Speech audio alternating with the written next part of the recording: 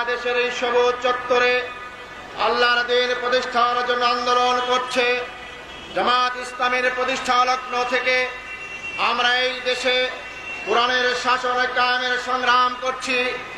যারা কোরআনের শাসন কায়েম হলে দুর্নীতি করতে পারবেন না, যারা কোরআনের শাসন কায়েম হলে শোষণ করতে পারবেন না, যারা কোরআনের শাসন কায়েম হলে নিজেদের অর্থনৈতিক সুবিধা ভোগ করতে পারবে না, জামাতের প্রতিষ্ঠা লগ্ন থেকেই তারাই জামাতের উপর আঘাত হেনেছে, জামাতের আন্দোলনকে স্তব্ধ করার চেষ্টা করেছে, জামাতের পথ রুদ্ধ করার চেষ্টা করেছে। ইতিহাস সাক্ষী 41 সাল থেকে জামাত ইসলামী হাঁটি হাঁটি পা করে আজকে একটি বিজয়ী শক্তি হিসেবে আত্মপ্রকাশ করছে।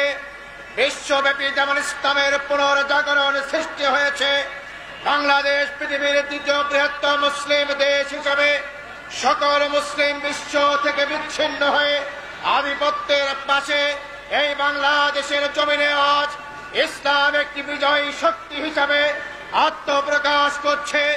আর সেই লগ্নেই ইসলামকে যারা বরদাস্ত করে না, ইসলাম কায়েম হতে চায় যারা চায় না, তারাই আমার জয়নাল ভাইকে হত্যা করেছে, তারাই জয়নাল ভাইয়ের উপর বোমা ছেড়েছে। আজকের এই সমাবেশ থেকে স্পষ্ট বলতে চাই, এক জয়নাল ভাইকে হত্যা করে জামাত ইসলামের আন্দোলনকে স্তব্ধ করা যাবে না। শিবিরের 70 জনকে হত্যা করা হয়েছে, জামাতের 18 জনকে হত্যা করা হয়েছে।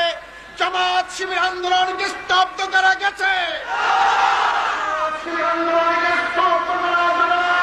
জামাতের আন্দোলন